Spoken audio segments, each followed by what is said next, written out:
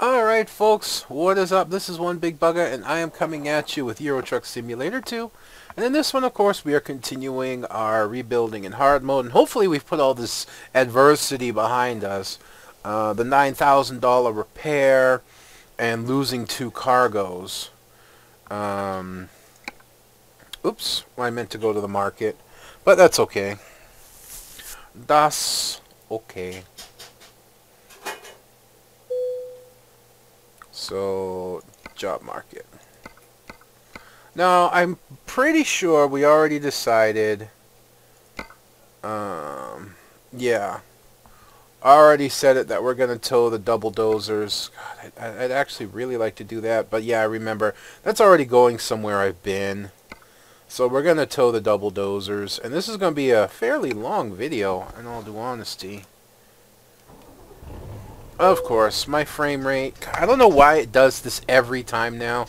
It used to only be occasionally, but now it's like every time I go into drive mode, the frame rate tanks, and I have to restart Fraps to fix it. One sec.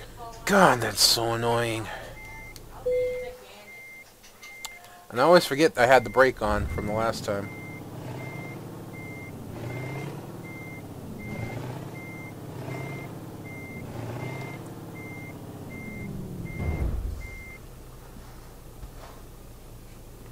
Still digging this interior though.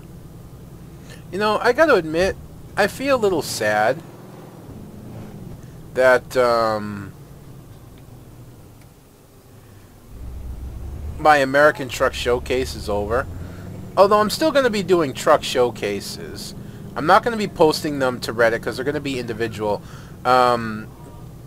Whatever I post, I'm going to post on Friday along with my skin showcase. So it's all one post once a week. And I may showcase, you know, if I see a really good truck or a truck that I really want to showcase, I'll probably showcase it the day I find it or the next day. And I'll put it up on my channel, and then at the end of the week I'll link it on the Reddit Truck Sim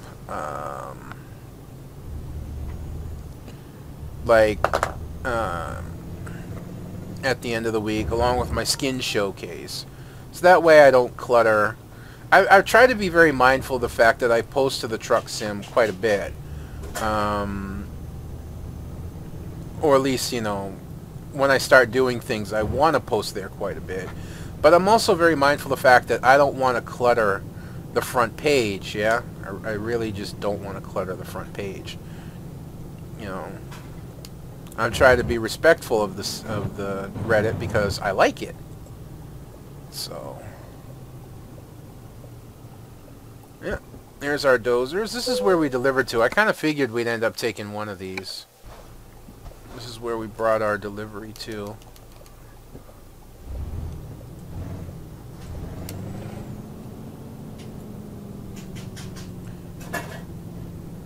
I kind of feel bad about not taking the tank because, you know, that's 43 tons. That would have been a fun haul. But again, I like to tow trailers that I either haven't towed in a while, because I think I've towed this one before, or trailers that, not the best back in, but it works. Or I like to tow to places I haven't been. You know, so I'll pass up towing a really good trailer to go to another city that I haven't been to. And that's my #1 priority, basically, in towing. My priorities kind of go like this. Towing to a city I've never been to is #1. Towing a trailer I haven't towed before, I haven't towed in a long time, is #2. Where the hell did you come from? Well, I got lucky there. See? Adversity behind us. All's well.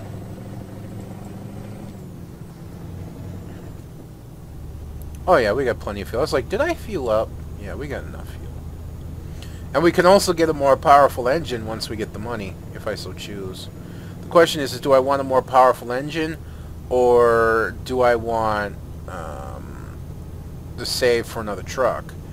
I think the reality is I want a new, more powerful engine.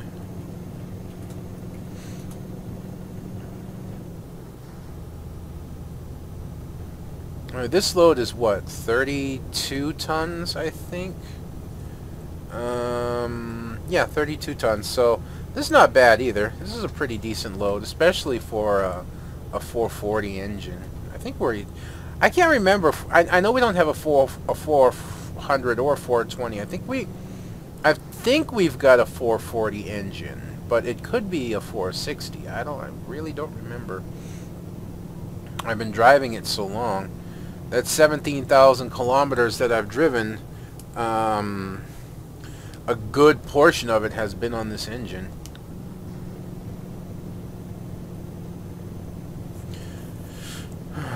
Boy.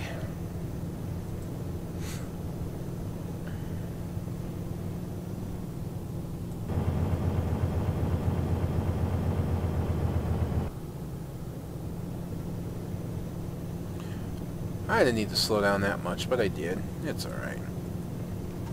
So I've been playing Warcraft a little bit more. You know, I gotta admit, I'm actually still having fun in the game. Of course, part of that's due to the fact that I haven't been back in a while. But I'm still having fun, and, you know, you may ask, well, you know, why go to Warcraft? Because the last time I logged into my oldest account, which I just recently merged with my newer one, was 3 years ago. And then my new account was like 2 years. So, yeah, I haven't been back to Warcraft in a while. It's like, well, I don't know. It just seemed like the time to return, you know?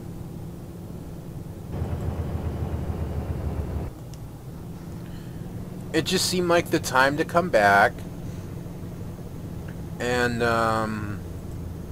I've been having a fair amount of fun, and the Warlords of Draenor expansion actually looks pretty cool.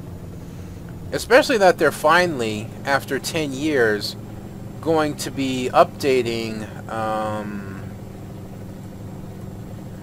the character models. They're all going to be getting high def, like the Pandarians and the Goblins. Which, I don't know, seems pretty cool to me.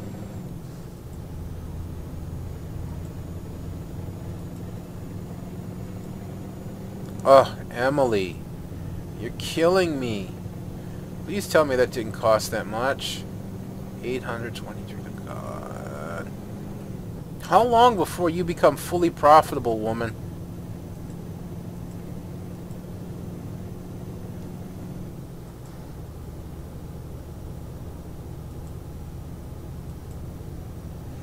You know, and they said, you know, it's going to take a little while for your drivers to become profitable. I'm starting to wonder how long that little while is. Because Emily's actually leveled up pretty far. And it's really starting to annoy me that she hasn't. You know, I gotta admit, too, I kind of got my eye on the new EverQuest that's coming. I think it's EverQuest Next, where you can build whatever you want in the world and things like that. I think it's interesting, but I also kind of take it with a grain of salt, because the reality is there hasn't been another super major MMO since Warcraft. There's been a lot of decent ones, but nothing quite the popularity of Warcraft. Now, you keep in mind that, well, Warcraft just hit its 10th birthday, and it's still going strong as one of two, I think, paid MMOs, you know, the subscription-based. The other one, I believe, the only other one is EVE Online, and in EVE Online, you can actually, if you're good enough, play that for free. So, I was going to go for a pass, but I guess not. So, to me, that, you know, that kind of says a lot. Every other MMO that's tried to go subscription based has been forced to go free to play. DC, Universe Online, Conan when it came out a while back. I'm trying to think of what else. Terra, Rift. You know, they've all had to gone to a free-to-play base, and most MMOs that are coming out are going free-to-play base. The problem I see behind a lot of free-to-play base MMOs is that they don't put a lot of time and effort into graphics and looks and whatnot. And certain things like, take Neverwinter for instance. Neverwinter, you know, and this happened with Rift, which was actually pay. They all have the same starting zone, you know? So, in other words, no matter what character you start, what class, no matter what you do, you always start in the same zone. You always start doing the same quest. So it's always the exact same grind, every character, to start leveling up. And that immensely becomes boring really, really fast. I don't know what other MMOs do that are out there that are popular right now, other than Warcraft and Guilds of War 2. Now, I do own Guilds of War 2. My friend, who I haven't talked to in a while, Random, bought it for me for a Christmas gift, and I feel really, really bad because I played it for a while, and I was kind of into it, but the reality is, I couldn't get into it. Part of the reason probably being I was really still big into League at the time. The other part was, I don't know, there's just so much for somebody like me, you know? It's kind of like an almost sensory overload. With jump puzzles and exploration and finding vistas, and it's like, I hate leaving a zone without things done. But the game is amazing. I love the quest. I love the fact that I can like walk into a quest zone and complete a quest without even trying. You know, it just happened to be passing by and it's like, quest complete. Oh, okay. Ooh. Oh, wow.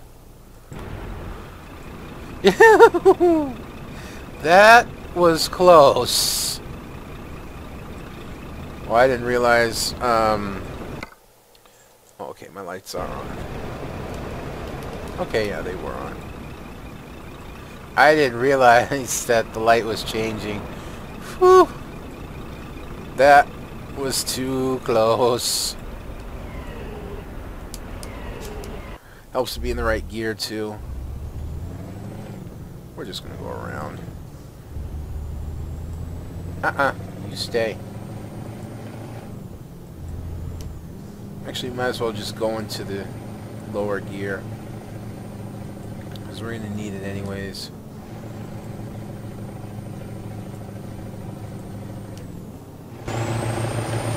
Might as well hit the last part of the climb. That still sounds awesome.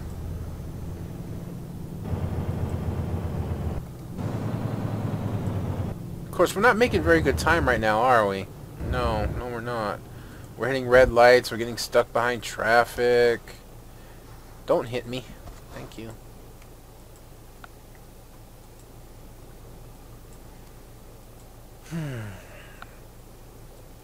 Yeah, but I don't know why I couldn't really just get into Guild Wars. I don't know, there's something about it that I couldn't.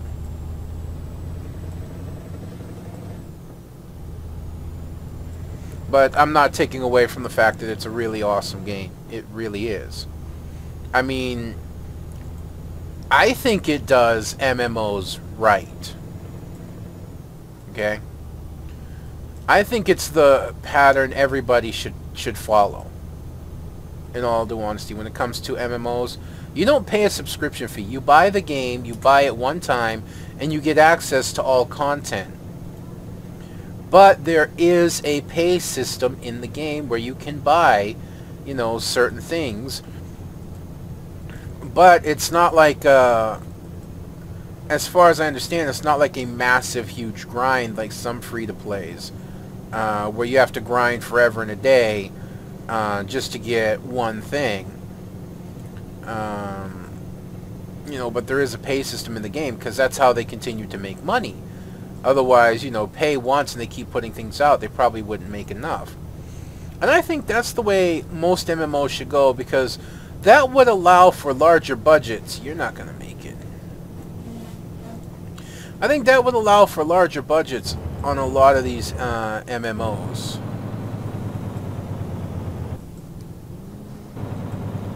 You know, and they could look better, and they could feel better, and they could be better. You know? Makes me wonder how Star Citizen's gonna turn out. A lot of people kind of like talk down about Star Citizen a little bit, and I understand why. What I believe to be the most successful / profitable campaign on Kickstarter, just to show how much people want something like this. For anyone who may not know, Star Citizen is kind of shaping up to be a yeah, I know I took that corner bad.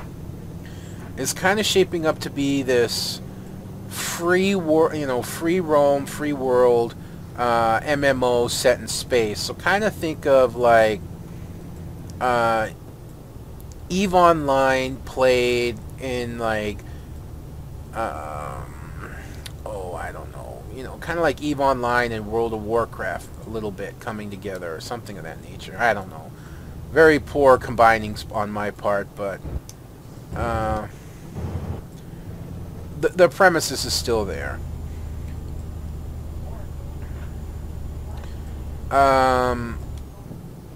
Or in short, I don't know if how many people actually know these, but it's almost like the old Privateer games coming up with a massive update, and it's a lot more free roam, choose your profession kind of thing. You know, you can do whatever you want in the world and all that. Something of that nature. I sure am glad you got around that corner before I got there.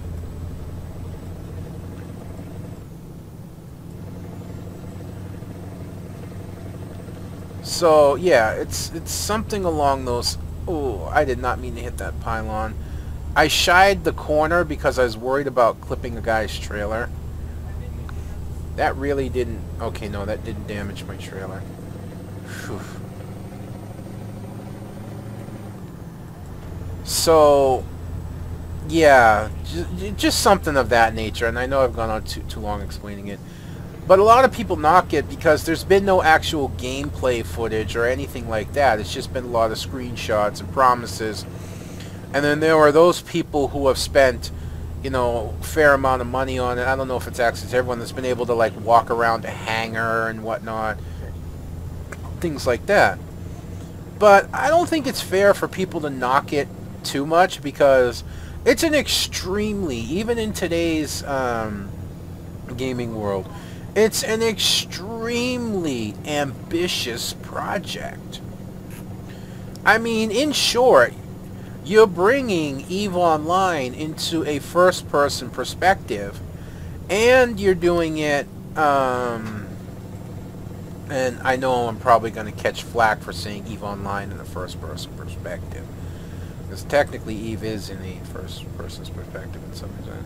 Whatever, but I know that like any EVE fans that see this are probably going to rip me for that, and I apologize. I just don't know how else to say it.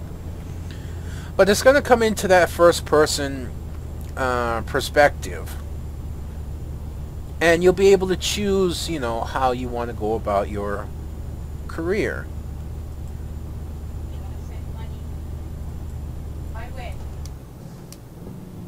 You know, something of that nature. So I don't think it's it's fair that people knock it. But then again, I've also said, you know, I said at one point I would play EVE Online, except I can't take all the you know, you just click. You know, like, if you want to mine an asteroid, you basically tell your ship to go mine an asteroid, then you wait till your ship flies out there, mines the asteroid, and then flies back. You know, you don't actually get to fly your ship out there, you don't actually get to mine the asteroid yourself. And things like that. So I could never get into EVE Online, but I know it's an amazing game. I see the screenshots and the massive battles, and the game's, as much as it's about its economy, is about its intrigue and about its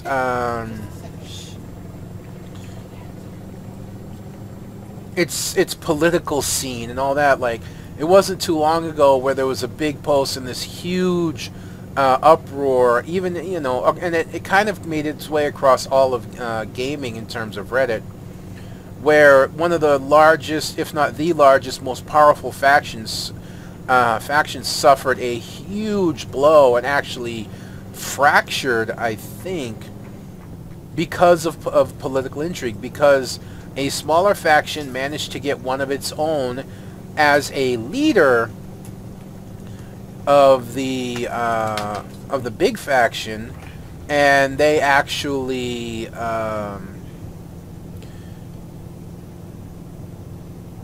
managed to trick the other faction into a battle where the big faction lost its probably largest, most powerful, and most expensive ship.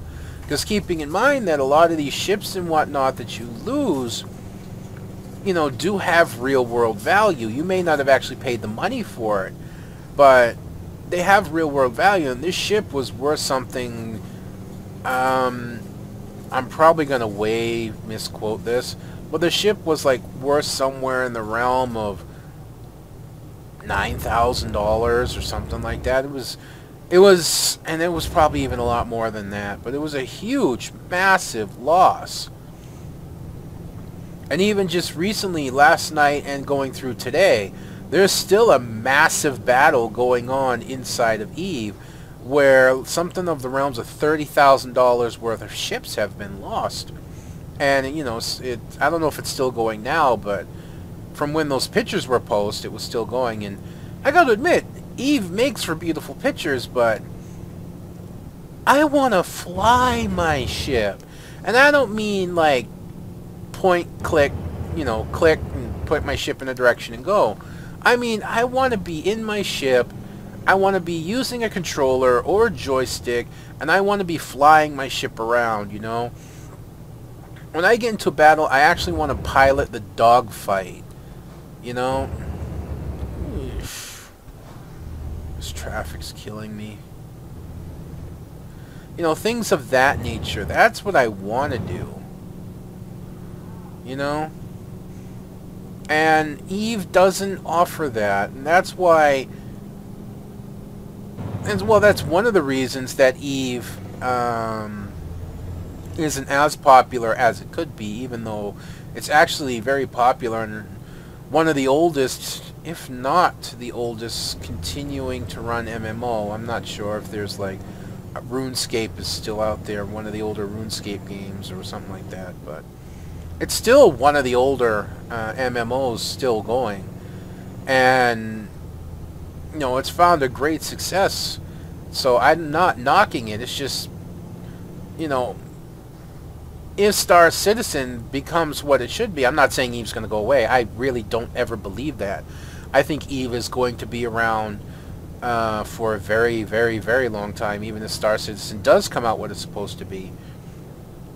But I think if Star Citizen comes out as what is being promised, it's probably going to set a whole new landmark for what MMOs are going to be. And you can't lie, and you definitely can't deny this fact. And I've known this for a while because I felt it myself. People have been dying.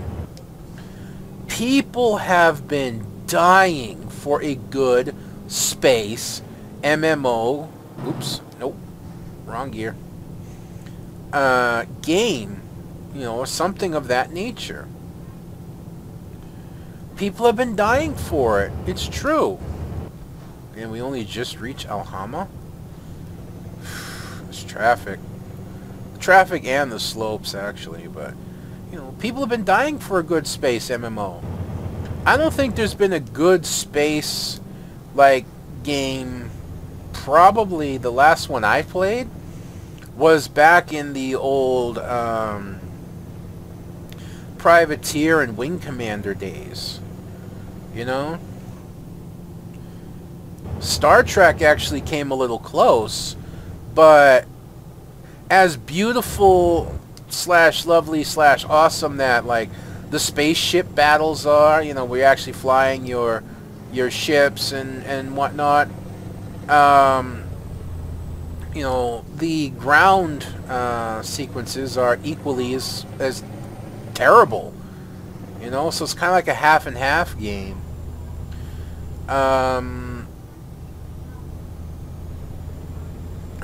I know people have been dying for, in short, something like Warcraft in space. And hopefully, honestly, Star Citizen will fill that role. Now, I got to admit, I haven't bought into Star Citizen, mainly because I can't afford it, but there are a lot of backers out there, and I think this really goes to show that the PC community, and the reason being is, you know, this guy has promised, and if he delivers on it, the PC community will be ecstatic. This guy has promised that this is a PC game. They're not going to dumb it down, or, you know, not going to tone down the graphics for consoles. You know, this is PC based. So, you know, that's going to be huge. And the fact that people have bought into it, people have bought and paid 20,000, 15,000. I think there may be even a 25 and 30,000 packs for this game in showing support for it. You know, and I would show support for it too, except I just can't afford it even a little bit. You know, straight up right now, I need a blanket. You know, I haven't been able to buy a new blanket, and I need one. My blanket is very old. Well, not very old, but it's old enough. And it's falling apart. It has a multitude of holes in it, from top to bottom. Shit. Yeah, I saw that. Saw that a little too late. Hopefully I didn't... No, I didn't damage the trailer. Oh, I got lucky there. Hopefully, I mean really hopefully, I'll be able to get one soon. I was gonna buy one, but as, like, I don't know how to how to make this as it sounds, but my mother has actually said she'll help me, and I wasn't asking for it. It's not like I called and, Mom, I need a blanket, you know. Just, I mentioned it to her, and she said she'd try and help me get one, because, you know, she's disabled as well. You know, that's the thing about being on disability, you know. So right now, when it gets really cold, I use two blankets. I use my blanket, and then I got a smaller blanket, lightweight blanket for Christmas that I use over the top of my other blanket to help cover up the holes and help keep me warm. Might as well slow down a little bit now. Yeah, we're gonna eat through gas on this, but we'll make sure to fuel up before we leave Africa.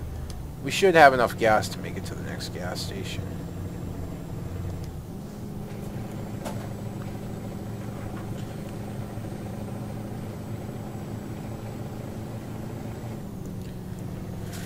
But, man, it's just...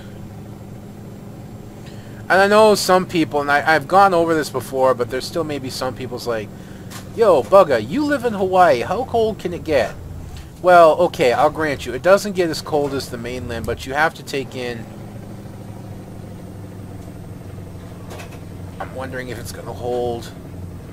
Yeah, okay, we got it. But you have to take a couple things into account. Number one, acclimation. When I first got to Hawaii, I was never cold. I almost never slept with a blanket. A sheet at most. I'd wake up sweating because my wife had moved up against me, and I was freaking hot while she was cold. After a year, I acclimated to the weather. Mind you, I've been on Hawaii for almost 14 years now. Yeah, be a little more cautious of this turn here. Yeah, so I've been on Hawaii almost 14 years now. So the reality is, and for anyone who lives on the East Coast or, you know, more to the north or whatnot, be real careful this corner if I can.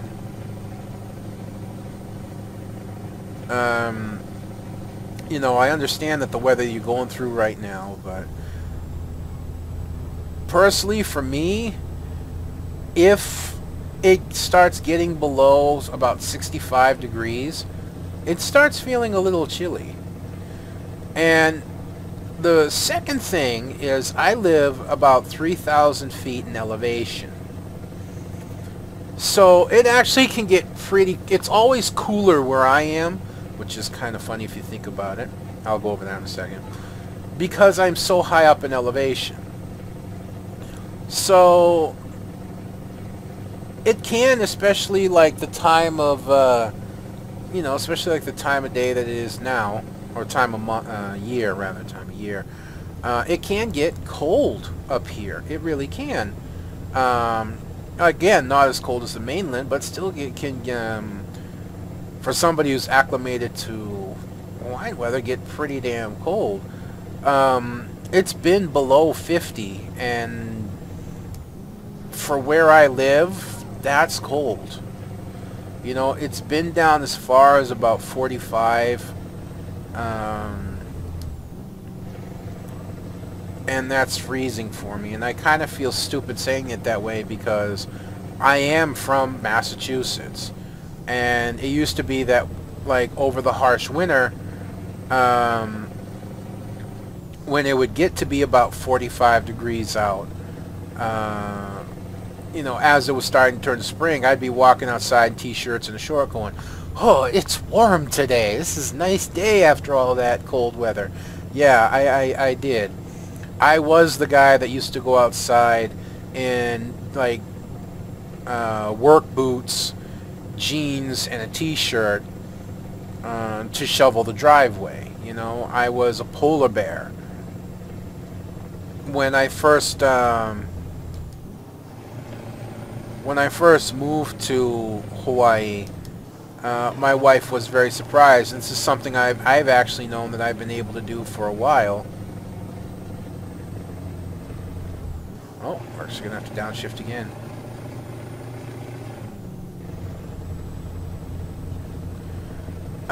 But I used to, like, generate my own heat. I was my own heat source. Literally, I did.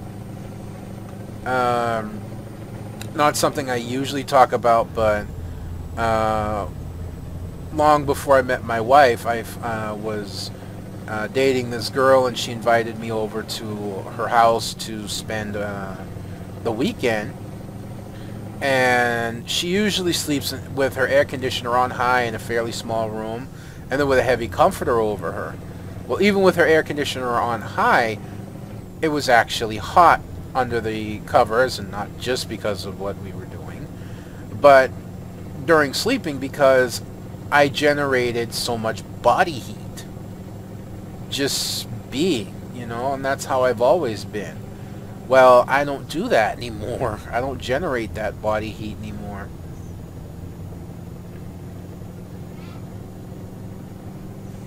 And I still laugh at times when I go outside and, you know, it's like 60 degrees out, and I'm sitting there in sweatshirt and sweatpants going, oh man, it's cold.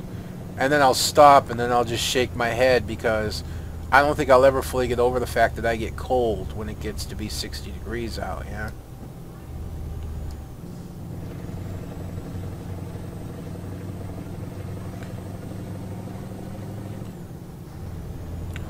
considering where I came from.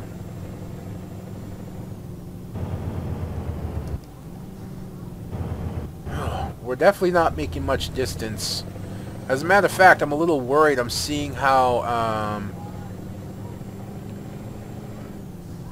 much stamina we have left, and I'm actually getting a little worried.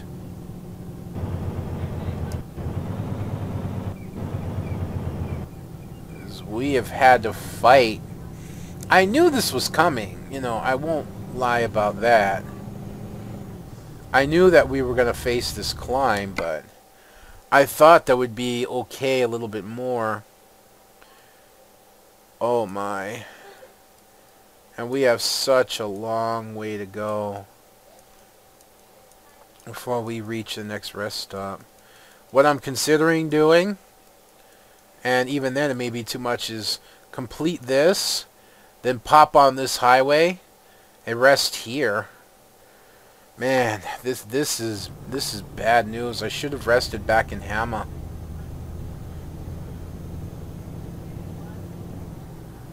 This is not well at all. I can't take more fines. It may be cheaper to call for help and have them tow me. I don't know.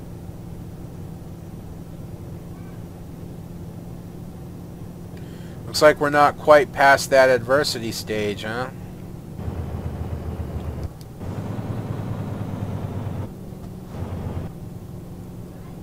Oh man, this worries me. I won't lie, this worries me.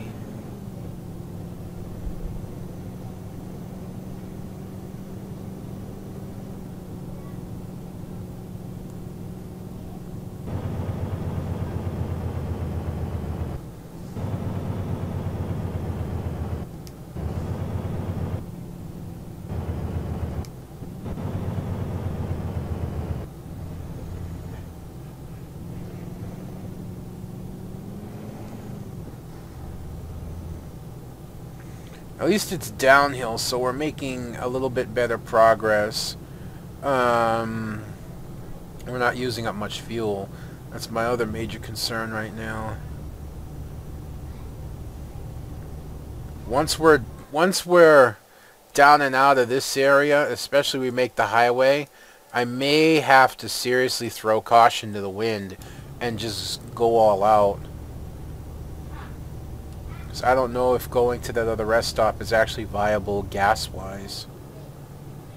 Oh, I may not be given a choice, though.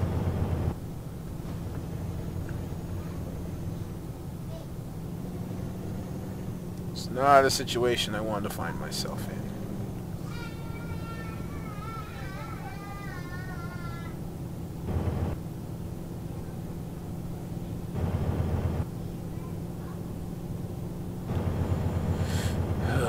Come on, guys. Let's go.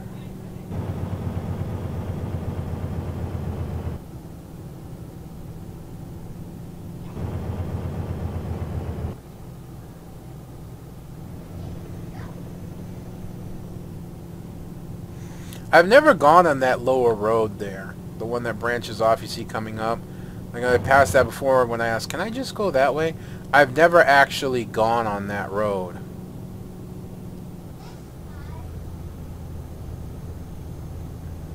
I may have to just go travel that way just for the hell of it.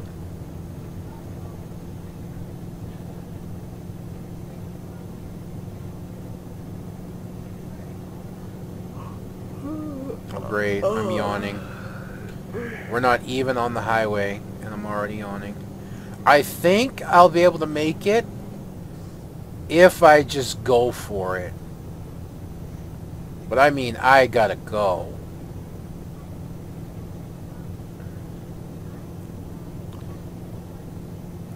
I may end up posing, provided the fine's the same, a $1,500 fine, which is really, really, really going to suck. But I'm gonna try. Had I really checked and thought in advance, I would have rested back in Hamma.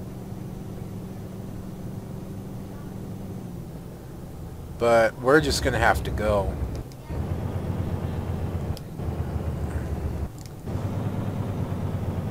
I've said before, there comes times when I break my own rules.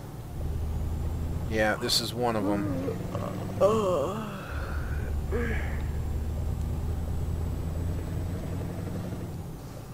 This is one of those times I break my rules and throw caution to the wind, and I just hit the accelerator and go.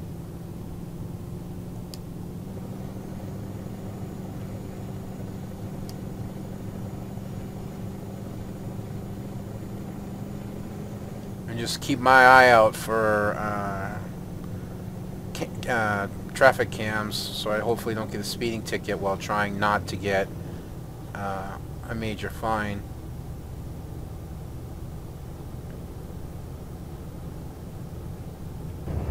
No, we're under speed.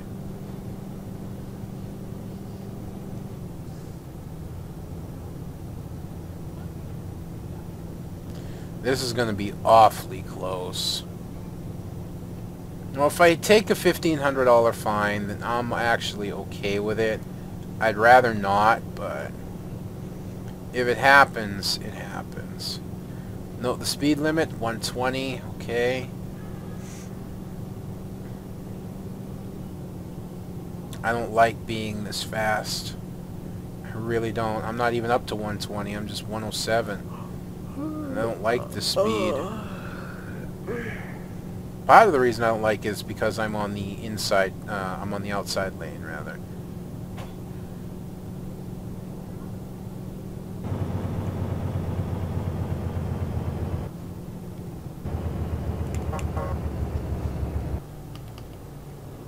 Oops.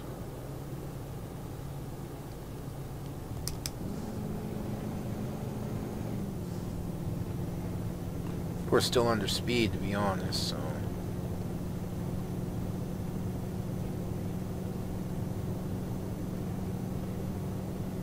I know we're in the red, but usually get a little bit in the red.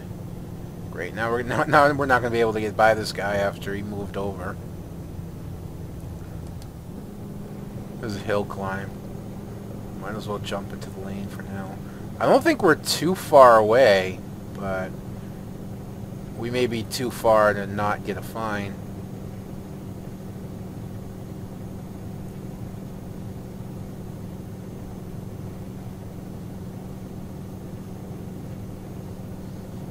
Come on, baby, you can do it. That's 7. We got almost 17.6 together. I know. Shut up.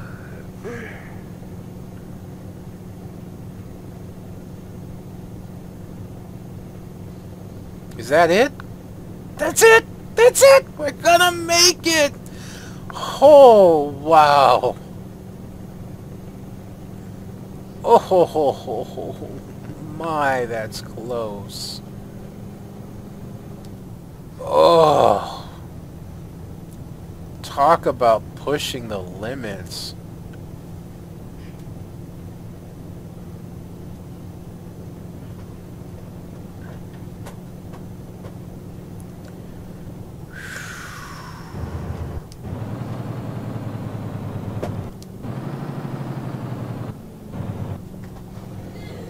I will take the time to fuel first.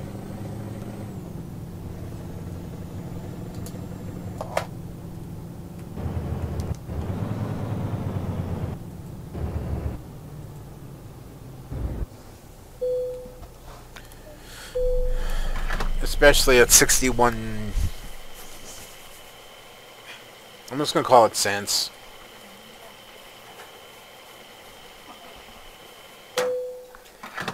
I mean, you can't argue 284 euros for a full tank of gas.